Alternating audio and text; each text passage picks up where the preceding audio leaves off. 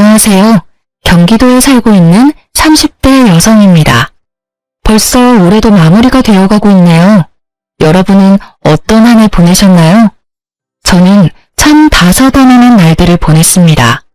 사실 올해 중 제가 가장 잘한 일이 다름 아닌 이혼이라서 조금 멋쩍기도 합니다. 세상에, 저도 결혼 3개월 만에 이혼 도장을 찍게 되리라고는 꿈에도 몰랐거든요. 남편과는 소개팅으로 처음 만났습니다. 저희는 서로 다른 회사에 다녔지만 건너 아는 사람들이 많았어요. 비슷한 직종에서 근무해서 공통점도 많았죠.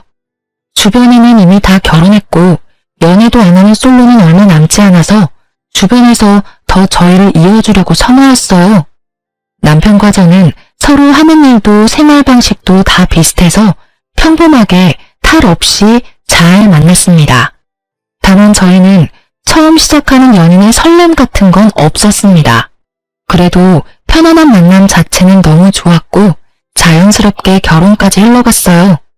뭘 하든 혼자 하는 게 익숙했는데 옆에 짝꿍이 있으니 든든하더군요. 오랜만에 느끼는 안정감이 좋았습니다. 결혼 준비하면서는 딱 한 번 다툰 적 있는데 다들 참고 결혼하는 줄 알고 저도 참았어요. 그런데 그때 한번 삐끗거릴 때 진작 결혼을 관뒀어야 했나 봐요. 예비신랑과 저는 비혼주의였어요. 네, 저희는 서로를 만나기 전까지는 결혼 생각이 전혀 없었습니다. 그렇다 보니 예비신랑은 결혼자금에 대해서 따로 저축을 크게 하지는 않았더라고요. 예비신랑은 본가에 살면서 자주 해외여행을 다녔다고 합니다. 그래서 수중에 모은 돈이 별로 없다고 초반에 제게 솔직히 전부 털어놓더군요. 저는 재산은 전혀 개의치 않았습니다. 각자 직업이 있고 돈이야 앞으로 모으면 된다고 생각했거든요. 무엇보다 옆에서 봤을 때 예비신랑의 경제적 관념이나 씀씀이가 나쁘지 않았어요. 그리고 같은 비혼주의라도 저는 재테크랑 부동산에 워낙 관심 많아서 재산이 좀 있었어요. 부부 중에 한 명이라도 제대로 자리 잡혀 있어도 저는 괜찮다는 주의였습니다. 그런데 차라리 이왕 하는 결혼 더 계산적으로 조금 더 따지고 할 걸 나중에 후회했습니다. 저기요, 만약 우리가 결혼한다면 아주 작은 원룸에서 시작해야 할지 몰라. 저번에 말했다시피 나 모은 돈이 많지 않거든. 원룸? 괜찮아. 신혼집은 내가 할 테니까 걱정하지 말고 혼수를 당신 쪽에서 해줘. 집을 자기가 마련한다고? 무슨 돈으로? 자기 저번에 대출도 있다고 하지 않았었나? 신혼집은 어떻게 마련하게? 그리고 아무리 그래도 집은 남자가 해야지. 좀 좁긴 하겠지만 내가 잘 구해볼게. 아니야. 시대가 어느 시대인데. 집 구하는 남자 여자 할 게 뭐가 있어. 그냥 집은 내가 하게 해줘. 나 지금 살고 있는 집 전세라서 돈 묶여있잖아. 그걸로 우리 신혼집 마련하면 돼. 그렇네. 와, 진짜 다행이다. 자기 덕분에 우리 신혼집은 해결이네. 전부 솔직하게 말해줘서 고마워. 나도 처음에는 모양 빠져서 돈 없다고 말하기 좀 부끄러웠어. 그런데 자기가 먼저 나한테 대출 있다고 솔직하게 오픈하는 모습 보고 나도 용기 낸 거야. 우리 둘 앞으로 열심히 일해서 갚아나가자. 그래, 말이라도 고마워. 그렇게 예비신랑은 솔직했고 돈 앞에서 제게 자존심을 부리진 않았어요. 그런데 사람이 좀 선택적으로 솔직하더라고요. 그놈은 정작 중요한 문제를 제게 사실대로 말하지 않았었습니다. 부모님이 이혼하고부터는 할머니 손에서 쭉 자란 저는 아예 부모와 연을 끊고 사는 고아였습니다. 할머니도 돌아가셔서 제게는 이렇다 할 친정 식구가 없었거든요. 하지만 예비시댁에서는 그런 걸로는 문제 삼지는 않더군요. 오히려 그땐 잘 컸다고 제게 칭찬했어요. 장진이한테 들었다. 신혼집은 새애기 너가 해온다고? 네, 아버님, 제가 신혼집 해오고 이 사람이 혼수 마련하기로 했어요. 장진이 넌 아무리 그래도 그렇지. 여자한테 집을 해오게 만들면 어떡해? 자네 녀석이 모양 빠지게. 여보, 좋은 날 또 왜 그래요? 효정아, 너희 시아버지가 벌써부터 며느리를 얼마나 생각하는지 몰라. 글쎄, 집은 본인이 해주겠다고 이렇게나 성활한다. 어머님, 아버님, 저희 좋게 봐주세요. 결혼은 최대한 저의 능력으로 하고 싶어서요. 보셨죠, 아버지? 제가 그렇게 하자고 한 게 아니라 효정이가 그러겠다고 한 거예요. 효정이 정말 마음이 넓고 착하거든요. 그러게, 할머님께서 우리 며느리 참 예쁘고 바르게 잘 키워주셨구나. 살아계셨으면 감사 인사라도 드리는 건데. 그러고 보니 효정이가 마음이 참 쓸쓸하겠구나. 말씀만이라도 감사해요. 참 요즘 보기 드문 자면 며느리감이야. 세아가, 내 아들이 아직은 가진 게 별로 없지만 이제 결혼하면 마음 잡고 살 테니 걱정하지 마라. 너 고생시키며 살 놈은 절대 아니야. 그런데 말이야, 제사 이야기는 우리 상진이한테 들었지? 네?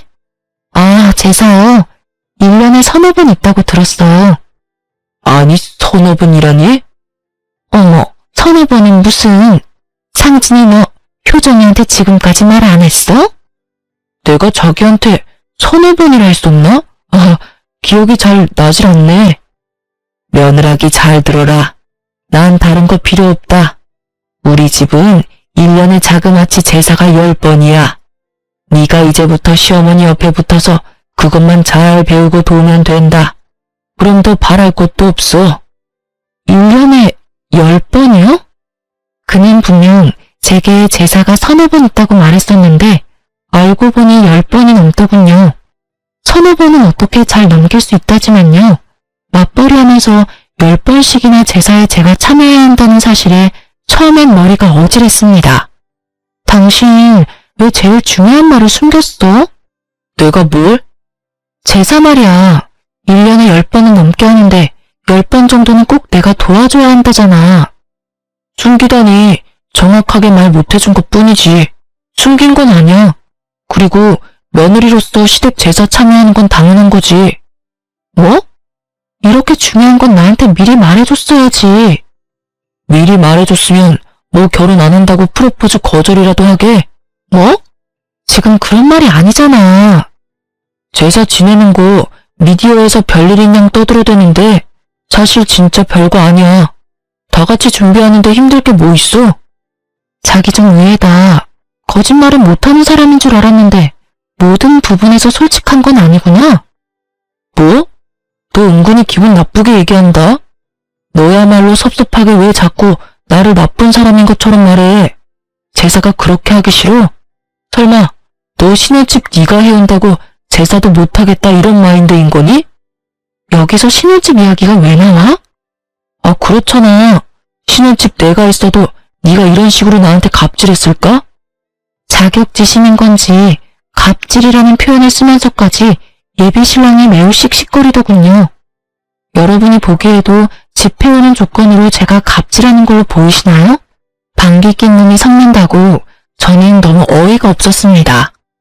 분명 자기 집 제사 서너 번이고 서로 바깥일하니 신경도 안 써도 된다고 말한 건 본인이었거든요. 갑질이라니 무슨 말도 안 되는 소리를. 당신이 나보고 제사는 신경도 쓰지 말라며. 집을 내가 해오는 것 떠나서 솔직히 말해서 제사 매번은 못 도와드려. 내가 집을 안 해왔어도 내 입장은 똑같아. 우리 각자 얼마나 힘들게 일하는지는 당신이 제일 투명하게 잘 알잖아. 직장 생활하면서 1년 제사 다 챙기기 어려워.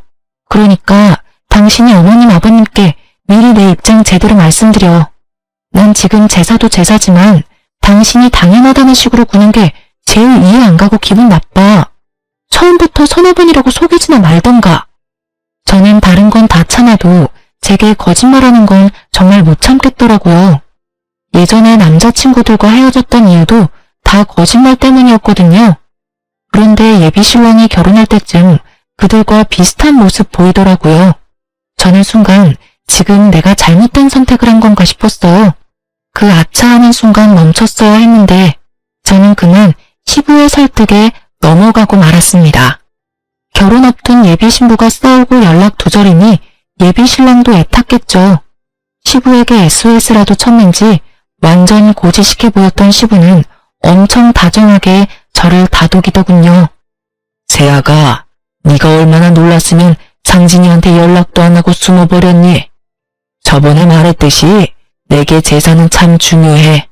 하지만 난 제사보다 사람이 더 중요하단다. 설마 너 바깥일하는 거 알면서도 내가 귀한 며느리 고생시키겠니? 네 시엄마도 똑같은 생각이야. 가르쳐주려는 마음이지. 부려먹을 생각은 추워도 없다. 네 시아버지 말이 맞아, 아가. 우리가 널 어떻게 부려먹니? 게다가 너 할머님 돌아가시고 제사도 한번 지내본 적 없을 거 아니니? 하나뿐인 핏줄인데 너도 분명 나중에 할머님 제사 챙기고 싶을 거야. 나한테 미리 배운다고 생각하렴. 시부는 제사가 너무 많아서 깜짝 놀랐을 제 마음을 다 안다며 아들놈 혼내주겠다고 저를 편들어줬어요. 제사 이야기는 둘이 상의가 된 일인 줄 알았다고 하더라고요. 그래서 제사 전부 다 도울 필요 없이 딱 1년에 5번만 도와달라더군요. 시모도 옆에서 너무 미안하다고 맞장구 쳤어요. 예비신랑도 뒤늦게나마 용서를 구하고 시부모가 나서서 저를 편들어주니 저는 결국 못 이기는 척 사과를 받아줬습니다. 사실 저희 할머니 독실한 크리스천이라 제가 따로 제사 지낼 일도 없었어요. 하지만 시부모에게 굳이 덧붙이지는 않았습니다. 제사가 1년에 10번 넘게 있는 거 알게 됐지만 그렇게 참고 결혼에 결국 꼴이 냈습니다.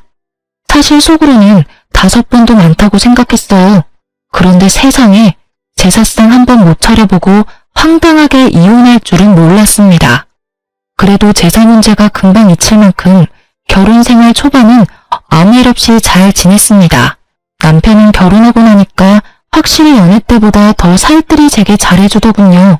아침엔 출근하느라 둘 다 바쁜데 남편은 꼭 저보다 먼저 일어나서 아침 식사를 준비했습니다. 평소에 제가 제일 약한 부분이 잠이에요. 그래서 혼자 살 때는 따로 아침 식사를 챙겨 먹지도 않았습니다. 그런데 남편 덕분에 몇 달 아침 챙겨 먹으니 속이 든든하고 따뜻해서 고맙더라고요. 여보, 일어나. 지금 일어나야 같이 밥 먹고 출근할 수 있어. 자기야, 아침인데 고생스럽게 뭘 또 이렇게 많이 차렸어. 엄마가 준 반찬이지 뭐. 내가 한 건 계란 후라이 뿐이야. 맛있게 먹어. 오늘도 화이팅 하자. 고마워. 나도 자기처럼 아침에 일찍 일어나고 싶은데 쉽게 눈이 안 떠져. 자기 원래 아침잠 많잖아. 괜찮아. 아침은 나한테 맡겨. 그때까지만 해도 저는 남편이 차려주는 아침이 그의 사랑이 담긴 배려라고 생각했어요. 저녁은 항상 남편보다 더 일찍 퇴근하는 저 혼자 준비하니까 아침이라도 신경 써서 차려주나 싶었죠. 그런데 그 아침밥은 남편이 미리 세운 계획 중 일부였더군요. 신혼 초 사랑 담긴 순수한 아침밥이 아니라 그건 일종의 뇌물 같은 거였나 봐요. 남편은 점점 숨겨둔 본색을 드러냈습니다. 자기야, 우리 이제 슬슬 통장 합칠까? 어차피 우리 월급도 비슷하게 벌고 네 통장 내 통장 할 거 없이 재산을 슬슬 합쳐야지. 생활비 입금하는 것도 몇 번 하다 보니 별로야. 귀찮게 일일이 다 계산해야 하잖아. 난 은근히 숨 막혀서 이런 건 딱 질색이야. 결혼한 지 얼마 되지 않아서 생활비 어디서 어떻게 쓰일지 잘 모르잖아요. 그래서 달마다 쓴 총 금액을 계산해서 각자 반씩 부담하고 있었습니다. 그렇게 1년 동안 생활 방식을 보고 적정 금액 정해서 생활비 각출하기로 했는데 남편은 갑자기 통장을 합치자더군요. 어차피 계산도 제가 다 하는데 귀찮다면서요. 게다가 저희는 월급이 비슷하지도 않았어요. 남편 월급은 300만 원 언저리고 제 월급은 400만 원이 훌쩍 넘었죠. 비슷한 직종이니까 버는 돈이 너무 차이가 나면 상대방이 민망할까봐 결혼 전에는 제가 비슷하다고 말했었어요. 응? 난 지금도 괜찮은데? 1년 동안은 이렇게 하기로 했잖아. 에이, 그러지 말고 합치자. 당신은 저녁 장 보고 난 아침 장 보고 그런 것도 더해서 반 나누는 거 솔직히 좀 그래. 그래? 당신이 아침 장을 따로 본 적이 있어? 거의 냉장고에 내가 봐둔 재료 쓰는 줄 알았는데. 그런데 난 결혼했다고 바로 통장 합치는 건 싫어. 합치더라도 몇 년 있다가 합치는 게 낫지 않아? 소비 패턴이 다르고 아직은 한 달에 개인적으로 쓰는 돈이 다르잖아. 아, 일단 당신 뜻이 그렇다면 알겠어. 근데 그렇게 말하니까 좀 서운하다. 응? 난 같이 잘 살아보고 싶어서 말한 건데 당신은 좀 선 긋는 것 같아서 서운해. 선 긋는 게 아니라 됐다. 그만 얘기하자. 저는 제가 당장 달에 개인적으로 쓰는 돈이 많아서 그렇게 말한 건데 남편은 제가 선을 긋는다고 서운해하더군요. 삐진 남편은 제게 한동안 툴툴거렸습니다. 그래서 저는 좀 더 꼼꼼하게 생활비를 제외하고 각자 한 달에 쓰는 돈들에 대해서 남편과 다시 의논해야겠다고 생각했어요. 각 잡고 이야기하는 것보다 자연스럽게 아침 식사를 같이 준비하면서 얘기를 꺼내는 건 어떨까 싶어 저는 평소보다 일찍 일어났어요. 참 그날따라 눈이 번쩍 떠지더군요. 아침부터 주방에서 사부작거리는 소리가 들려서 곧바로 주방으로 갔습니다. 그런데 생각하지도 못한 남편의 충격적인 대화에 온몸이 굳어버렸습니다. 아, 엄마, 내가 언제까지 이 짓을 해야 해? 나도 아침에 더 자고 싶다고. 아니, 아버지는 왜 이런 걸 시켜서 진짜 별 효과도 없어. 지가 공주야? 보니까 내가 아침 차려주는 걸 당연하게 생각하는 눈치야. 엄마 지금 통장 합치자는 소리에도 저렇게 딱 잘라서 냉정하게 구는데 내가 엄마 아빠 용돈 드리자고 하면 쟤 아주 난리 날 것 같아. 내가 왜 자꾸 눈치를 보면서 살아야 해? 엄마, 두고 봐. 아들이 어떻게든 통장 합칠 테니까. 그러면 이 짓거리도 이제 끝이야. 그 짧은 통화 내용만 들어도 시댁과 남편이 저를 어떻게 생각하는지 짐작이 가더군요. 너무 심장이 두근거려서 일어난 티도 못 내고 다시 안방에 들어갔습니다. 상황 파악하는데 헛웃음이 나오더군요. 제가 결혼한 사람이 그렇게 앞뒤가 다른 사람이라곤 전혀 몰랐습니다. 그러니까 지금 남편이 돈 때문에 제게 아침 차려주는 쇼를 하고 있었다는 거잖아요. 저는 방에서 혼자 아무리 마음을 가다듬어도 시댁과 남편이 하는 연극에 제가 낀 느낌을 지울 수가 없었습니다. 조금 시간이 흐르자 남편은 평소처럼 다정하게 깨우러 들어오더군요. 여보, 이제 일어나야지. 같이 아침 먹자. 내가 여보 좋아하는 프렌치 토스트 준비했어요. 식탁에 앉으니 그 많은 아침 식사가 그런 의도로 준비된 거였다는 걸 다시 곱씹게 되더군요. 내가 요 며칠 퉁명스럽게 해서 미안해. 난 잘 살아보려고 말 꺼낸 거였는데 당신이 딱 잘라 거절하니까 좀 서운하더라. 화해의 의미로 내가 준비한 거니까 많이 먹어. 안 먹고 뭐해? 미안한데 나 속이 좀 메스꺼워서. 어? 힘들게 준비했는데. 그러지 말고 한 입만 먹어봐. 빈속이라 메스꺼운 걸 수도 있잖아. 미안, 도저히 못 먹겠어. 아이씨, 준비한 성의가 있는데 그래도 먹는 신용이라도 좀 할 수 있잖아. 아씨? 지금 내가 속이 안 좋다는데 당신은 억지로라도 이걸 먹이고 싶어? 먼저 괜찮냐고 물어보는 게 먼저 아니야? 아, 깜짝이야. 왜 갑자기 소리를 질러? 서운해서 그랬지. 괜찮아? 너 어제 먹은 저녁이 체한 건가? 뭐 말만 하면 서운하대. 아침은 됐고 그럼 통장 이야기는 다시 하자. 통장? 뭐야, 당신 내 말대로 해주게. 저는 통장 이야기에 너무 티나게 화색이 도는 남편 놈을 보고 속이 뒤집어졌습니다. 일단은 내색을 하지 않고 물었죠. 당신 정확히 달에 통장에 찍히는 금액이 얼마야? 서로 그것부터 정확히 하자. 자, 이것 봐. 난 투명하게 공개할 수 있어. 남편 실수령에게 찍힌 통장 내역을 보니 정확히 300만 원이 조금 안 되더군요. 저는 헛웃음을 지으며 제 월급을 공개했어요. 그때는 통장을 합치려는 생각보다 남편이 어떻게 나오는지 보려고 한 거였죠. 뭐야? 세금 떼고도 400만 원이 훨씬 넘네? 월급이 나랑 100만 원 넘게 차이 나잖아. 내가 훨씬 더 많이 버네. 언제는 비슷하게 번다며. 당신 몰랐는데 진짜 좀 치사하다. 훨씬 많이 벌면서 왜 지금까지 숨겼어? 생활비 반반씩 하는 게 맞아? 더 많이 버는 사람이 더 내야지. 가만 보니 당신 논리 참 웃긴다. 집도 내가 해왔는데 생활비도 내가 더 내라? 또 집 이야기야? 나도 혼수 마련해 왔잖아. 생각해보니까 내가 집 해왔으니까 큰 소리 쳐도 내가 더 치는 게 낫지 않나? 오늘 진짜 왜 이래? 몸이 많이 안 좋아? 그냥 이 얘긴 다음에 하자. 왜? 지금 이야기 마무리해. 이렇게 화를 내고 소리를 지르는데 내가 이야기를 어떻게 꺼내? 아, 내가 화내니까 차마 아버님 어머님 용돈 드리자는 말이 입 밖으로 안 나와? 뭐? 아까 어머님이랑 통화하는 소리 들었어. 왜 엿듣고 그래? 네네. 내 집에서 당신 통화 엿들어 미안하네요. 그러지 말고 솔직하게 말해봐.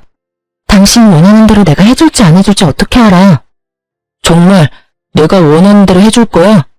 그럼 이왕 이렇게 된 거 내가 솔직하게 다 말할게. 내 월급이랑 당신 월급 합치면 도합 700만 원이 넘잖아. 근데 우린 집도 있고 아이 계획도 없어. 게다가 당신은 모실 친정 식구도 없지만 난 우리 부모님 멀쩡히 살아계셔. 모시지는 못해도 용돈은 응당 드려야 한다 생각해. 그래서 계속 말해. 우리가 엄마 아빠한테 못해도 200만 원씩은 용돈으로 챙겨드리자. 몇십만 원도 아니고 200만 원? 우리한테 어려운 금액 아니잖아. 어디가 아프신 것도 아닌데 왜 200만 원씩이나 드려야 해? 당신은 부모님 없어서 모르겠지만 이 금액 지극히 일반적인 거야. 무슨 말도 안 되는 소리 하지 마. 200만 원씩 달마다 드리면 당신이랑 내 노후는 누가 책임져 주는데? 더럽게 계산적으로 구네. 우리 부모님 돌아가시면 단 얼마라도 남겨주시겠지. 못해. 당신이랑 달리 난 대출도 있어. 이자 내리면 빠듯하고 힘들어. 그러니까 통장 합치자고 했잖아. 안 된다고 할 거면 애초에 왜 사람 기대하게 만들어? 통장 합친다고 뭐가 달라져? 내 대출 이자만 250만 원이야. 이자가 당신 월급이랑 거의 엇비슷한데 무슨 용돈을 200만 원씩 드려. 난 절대 못 드려. 뭐? 잠시만. 방금 뭐라고 한 거야? 이자가 얼마라고? 250만 원이라고. 근데 이 여자가 미쳤나? 뭘 했길래 대출 이자만 250만 원이야. 당신 대출 얼마나 있는 거야 지금? 9억 정도 있어. 너 돌았구나? 당신 미쳤어? 남편은 이자와 대출 금액을 듣더니 제 뺨을 사정없이 날려버리더군요. 아직도 그때의 눈빛이 잊히지 않아요. 어디에 쓴다고 대출이 그렇게 있는지 물어보지도 않고 제게 손찌검을 했습니다. 개거품 밀면서 살림 다 부수려고 하던 남편은 지가 산 혼수니까 차마 아무것도 손대지 못하더군요. 뺨도 맞고 그 찌질함을 계속 지켜보는데 정신이 확 들더라고요. 이건 명백히 사기 결혼이야. 어디 감히 그 큰 대출을 숨기고 결혼할 생각을 해? 너 겉으로는 멀쩡해 보였는데 완전 속빈 강정이었구나. 그 나이까지 결혼 못한 이유가 따로 있었어. 우리 부모님 너 고아인데도 결혼 허락해줬어. 근데 이렇게 뒤통수를 쳐? 너야말로 지금 대출받은 이유도 정확히 모르면서 사람 뺨을 쳐? 이 정신 나간 여자야. 네가 왜 대출이 9억이나 있는지 난 하나도 궁금하지가 않아. 그동안 내가 해먹인 아침이 아깝다. 진짜 양심도 없지. 언제까지 속이려 했어? 넌 겨우 뺨 한 대 맞은 걸로 고맙게 생각해. 생각 같아서는 확... 아휴, 됐어. 어차피 이혼할 건데 뭘 더 말해. 제가 정말 어이가 없고 억울했던 건요. 저는 사치하거나 투자를 잘못해서 9억이나 빚진 게 아니었어요. 5년 전에 무리해서 땅을 사기는 했지만 건물을 지어 올려서 현재 공시지가로 계산하면 30억이 넘거든요. 건물 소유한 거 소문나봤자 좋을 거 없다는 걸 알아서 주변 지인도 전혀 몰라요. 결혼해서도 건물 이야기는 될 수 있으면 말하지 않았죠. 저는 결혼했다고 해서 나 건물 있어 하고 바로 밝힐 필요는 없다고 생각했거든요. 대출은 당연히 마이너스니까 밝혀야 한다고 생각했고요. 지금 생각해보니 정말 잘한 선택이었어요. 이렇게 구린 놈인 줄 몰랐으니까요. 사실 건물 월세만 대충 계산해도 1000만 원이 넘게 들어와서 저 한 달 대출 이자에 대해선 전혀 부담이 없습니다. 하지만 남편과 시댁이 꼭 제게 맡겨놓은 돈을 내놓으라는 식이니 절대 돈 주고 싶지 않았어요. 그리고 저를 두고 그들끼리 은은한 계획을 세웠다는 게 매우 기분 나빴습니다. 그런데 남편님은 이런 실정을 다 모르고 개거품 물면서 제 뺨부터 올려붙인 거죠. 저는 남편님이 뛰쳐나가고 시부모에게 곧바로 전화했습니다. 남편이 내 뺨을 때렸다고 말했으나 시부는 이유도 묻지 않고 참으라 하더라고요. 아버님, 저 그 이한테 뺨 맞았어요. 저희 아무래도 이혼할 것 같습니다. 뭐? 내 아들이 너한테 손찌검했다고? 뭐 그럴 만한 이유가 있었겠지. 근데 뺨 한 번 맞은 게 뭐 대수냐? 내가 살아있는 한 내 아들 이혼남 되는 거 난 죽어도 못 본다. 아가, 네가 한 번만 참아라.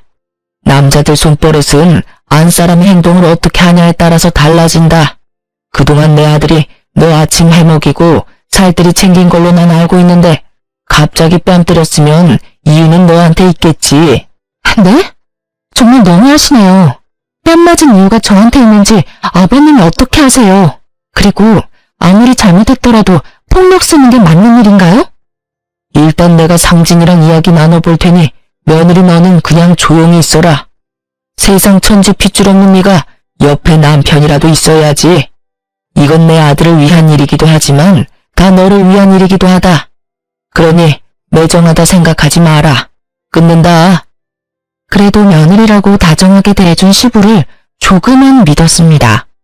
하지만 그 아들의 그 아버지라고 둘 다 어리석기는 하더라고요. 시부는 자기 아들 이혼남 만들 수는 없다면서 제게 역정을 냈습니다. 역시 팔은 안으로 굽는다는 걸 그 기회로 제대로 알게 됐습니다. 시부모와 남편 자기들끼리 가족이고 저는 그들에게 이방인이었을 뿐이었죠. 그렇게 집 나간 남편놈은 하루 만에 제게 이혼 서류를 내밀더라고요. 소송으로 가면 번잡하니까 합의 이혼으로 마무리 지어. 도장 찍어. 합의 이혼? 그래, 바라던 바네.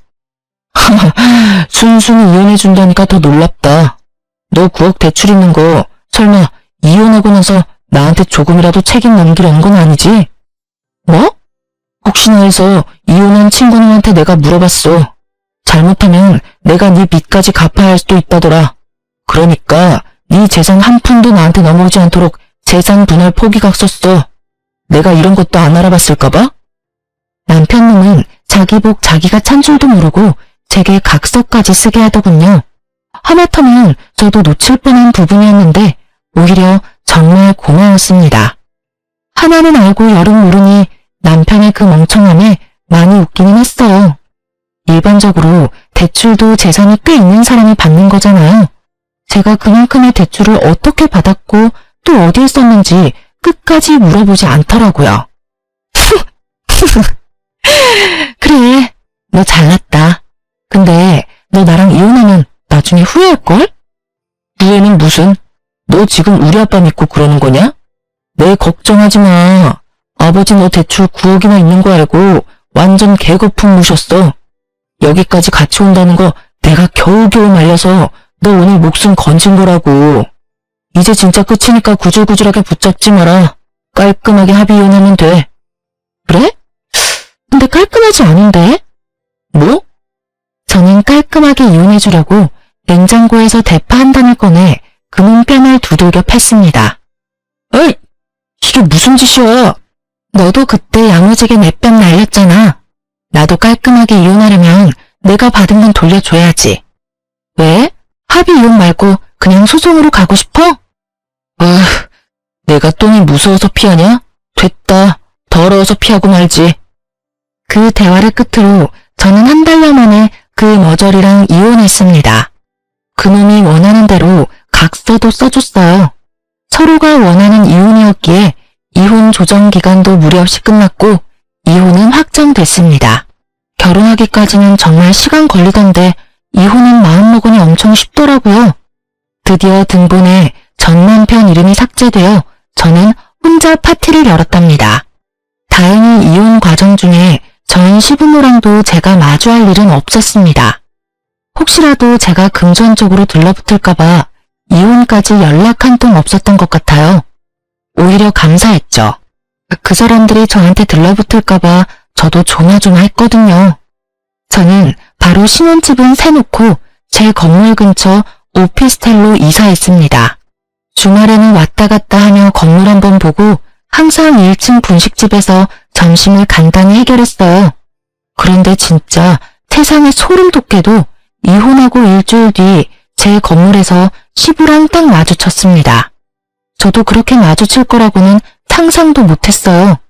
제가 기존 건물 청소 용역 업체의 계약이 다 끝나서 고심해서 새로운 업체를 구했거든요. 첫날이라 업체 사람들이랑 얼굴도 틀 겸 분식집에서 먼저 밥을 먹고 있었어요. 그런데 하필 그 청소업체에 시부가 속해 있었어요. 김밥 하나 입에 넣자마자 청소하는 시부랑 눈이 딱 마주쳤습니다. 저는 굳이 마주하고 싶지 않아서 못 본 척 고개를 돌렸어요. 모자를 쓰고 있어서 못 알아볼 줄 알았는데 저의 전 시부는 기어코 분식집 안까지 들어와서 저에게 다짜고짜 따지더라고요. 사장님, 앞으로 여기 이 여자한테는 음식 팔지 마쇼. 음식이 아까워. 이 여자가 어떤 여자인 줄 알아요? 내 아들 이웃남 만든 아주 못된 물건이야. 대출 있는 것도 속이고 내 아들이랑 우리 집 말아먹으려고 한 거지라고. 거지를 식당에 들이면 되나? 어이구, 영혼까지 끌어서 대출받아서 도대체 어디에다가 썼냐? 순순히 집해온다고 했을 때 내가 의심했어야 하는데. 밥 먹고 있는 거 안 보여요, 아저씨? 뭐? 아저씨?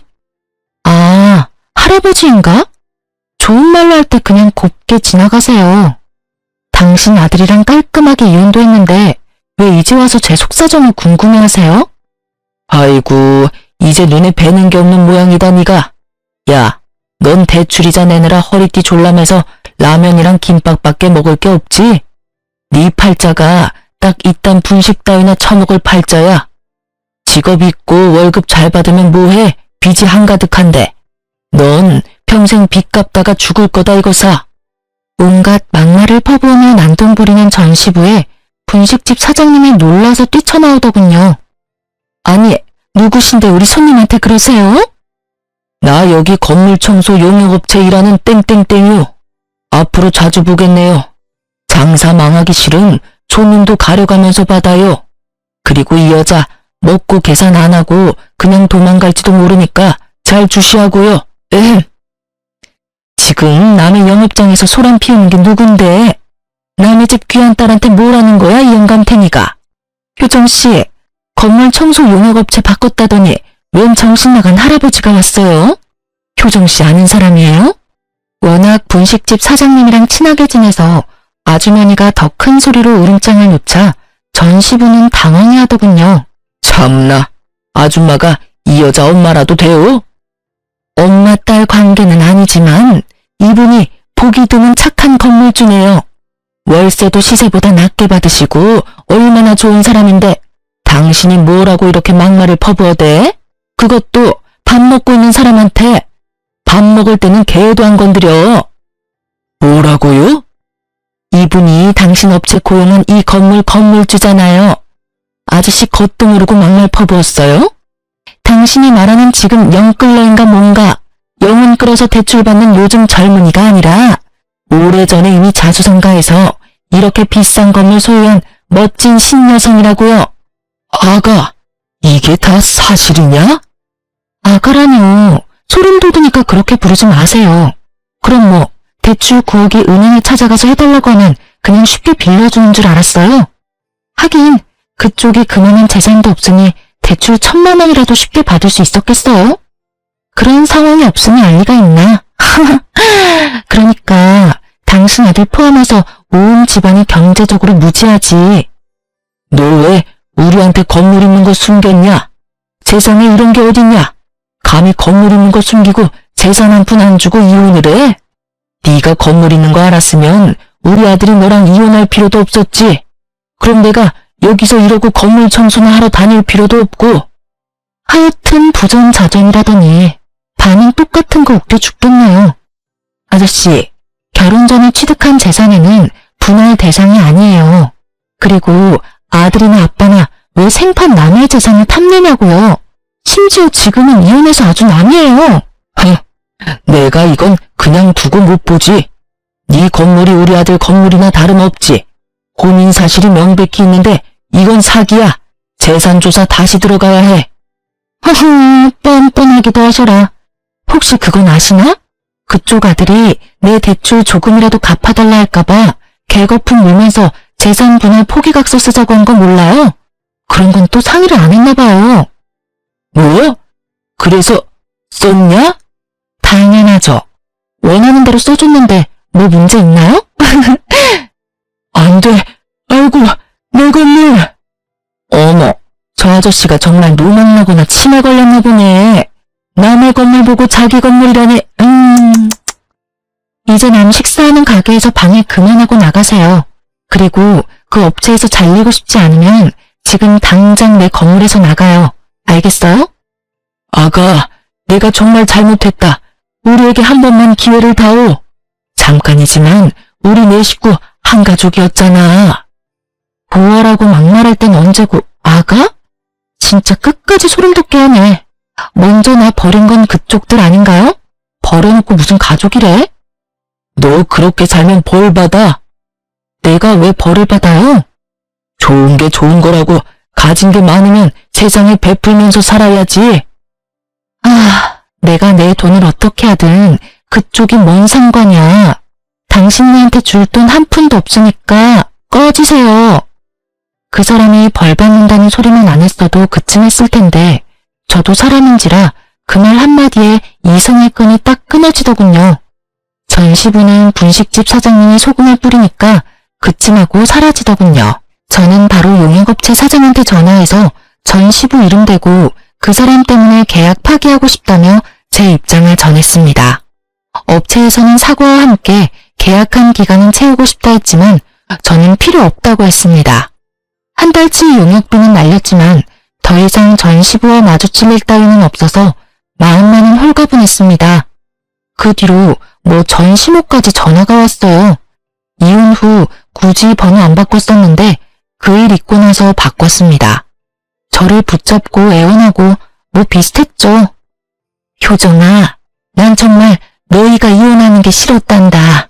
하지만 내가 무슨 힘이 있었겠니? 그저 아들과 남편이 하라는 대로 잠자코 있었지. 하지만 내 아들 아직도 여전히 너 많이 그리워해. 후회도 하고 있고 반성도 하고 있단다. 그러니까 아줌마, 저는 돌아갈 일 없고 우리는 모두 이제 남남이고 제발 전화 좀 그만하세요. 그렇게 이혼 안 했어도 난 이혼했을 거거든요. 내가 왜 시부모한테 200만 원씩 용돈을 줘요? 아니 그건 말이다. 아들한테 효도 바라시고 남한테 효도 바라지 마세요. 끊습니다. 제가 해결해야 할 문제는 물론 그것뿐만 아니었죠. 전 남편 놈이랑 저랑 겹치는 지인이 많다고 했었잖아요. 이혼하고 한참 동안 저 빚쟁이라고 주변에 소문을 엄청 더럽게 냈더라고요. 다들 쉬쉬했는데 결국 제 귀에 들어왔어요. 그 덕에 저는 어쩔 수 없이 주변 사람들한테 건물주라는 걸 오픈했습니다. 다들 그럼 그렇지 하고 저를 두둔했고 전 남편이 한심하고 어리석었다 욕하더군요. 전 남편도 제가 건물주라는 걸 시부모와 주변 사람들에게 뒤늦게 전해 듣고 술 먹고 저를 한번 붙잡으러 오긴 했습니다. 여보, 법적으로는 아니지만 아직도 여전히 당신은 나한테 여보야. 내가 얼마나 널 아끼고 사랑해줬니? 근데 넌 왜 그렇게 쉽게 져버려? 내가 아무것도 모르고 이혼하자면 당신이 말려주지 그랬어. 내가 너무 애송이했어. 대출도 자산이라는 거 몰랐어. 효정아, 나 한 번만 봐주라, 응? 엄마 아버지 다 버리고 오라 하면 그렇게 할게. 난 당신만 있으면 돼. 미친 소리하고 앉아있네. 야, 꼴에 자존심 있어서 맨정신으로는 못 매달리겠지? 술 냄새 풀풀 풍기면서 바지가랑이 붙잡고 늘어지면 내가 받아줄 거라 생각했어? 이건 또 누구 머리에서 나온 생각이니? 너희 엄마? 아니면 아빠? 너희 가족 이런 계획 잘 짜잖아. 아유 소름 돋아. 이혼해줘서 다시 한번 정말 고맙다. 비꼬지 말고 내 진심 좀 알아주라. 진심? 그럼 내가 마지막으로 기회 줘볼게. 너 9억 있어? 내 대출 네가 다 갚아주면 네 진심 생각은 해볼게. 뭐? 내가 9억이 어딨어. 당장 9천만 원도 없는데. 그러니까 이 거지야. 그 나이 먹고 땡전 한 푼 없는 너랑 결혼해줬으면 감사합니다 했어야지. 먼저 내 뺨 올려붙인 게 누군데? 그리고 너, 내가 모를 줄 알았어? 사람들한테 내 이미지 바닥으로 추락시켜놓고 이렇게 매달리는 거 양심 안 찔려? 추악하다 정말. 추잡스러워 정말. 그게 할 말 없지? 너 한 번만 더 나 찾아오면 너의 집이랑 너 더 더럽게 동네방네 소문내줄 테니까 그렇게 하라. 얼굴 들고 살고 싶으면 똑바로 살라고. 전 남편은 제 바지가랑이를 잡고 늘어지다가 제가 악에 받친 모습을 보고 놀라서 도망가더군요. 저도 더 독하게 굴어야 더 이상 제게 들러붙지 않는다는 걸 깨달았어요. 그리고 곧바로 접근 금지 신청도 했습니다. 혹시 몰라서 전 남편이 제 재산을 노리고 스토킹한다고 경찰에 신고도 당연히 했습니다. 그렇게 다 조치를 취하자 더 이상 그놈과 그 식구들은 제 앞에 모습을 나타내지 않았어요. 그렇게 겨우 질긴 인연 끊어냈습니다. 주변에 안 좋게 났던 제 소문들도 잠잠해지고 역으로 전 남편의 평판이 안 좋아지더군요. 다 자업자득이라 생각합니다. 시부는 그 청소 용역업체에서 바로 잘렸다고 합니다. 남한테 눈물나게 했으니 본인도 피눈물 흘리셔야죠. 여러분, 만약 제게 그렇다 할 가족이 있었으면 그 인간들이 제게 함부로 안 했을까요? 만일 제가 대출이 없었다면, 그리고 건물이 있다는 걸 미리 알게 되었다면 생활비 200만 원이 아니라 저희 건물 월세를 자기들 달라고 할 게 분명해 보였어요. 전 시부모는 애 안 낳아도 상관없다더니 본인들 부양하기를 바랬던 거예요. 전 남편 역시 대리 효도를 바랬고요. 지금 생각해보니 잘못된 결혼 빠르게 이혼할 수 있었던 것도 다 하늘에서 저희 할머니가 도와주신 게 아닌가 싶습니다. 저는 겉으로는 아무렇지 않은 척하고 센 척했지만 이혼의 아픔은 꽤 길었습니다. 내가 모자라고 세상에 피부치 없어서 이런 서름 겪는 거란 생각도 들더군요. 건물이 있어도 월세가 들어와도 제 편이 없다는 사실에 마음은 허했습니다. 언젠가 저도 진짜 짝을 만날 수 있을까요? 이제 함부로 사람을 못 믿겠습니다. 물론 세상에 이런 사람들만 존재하지 않는다는 거 잘 알고 있어요.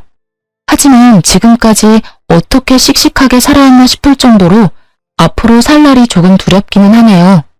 저는 현재 휴직계를 내고 잠시 쉬고 있습니다. 몸 건강도 마음 건강도 회복해서 얼른 밝은 모습 되찾으려고요. 여러분께서 응원해 주신다면 그 힘 감사히 받겠습니다. 그럼 지금까지 제 긴 사연 함께 들어주셔서 정말 감사합니다.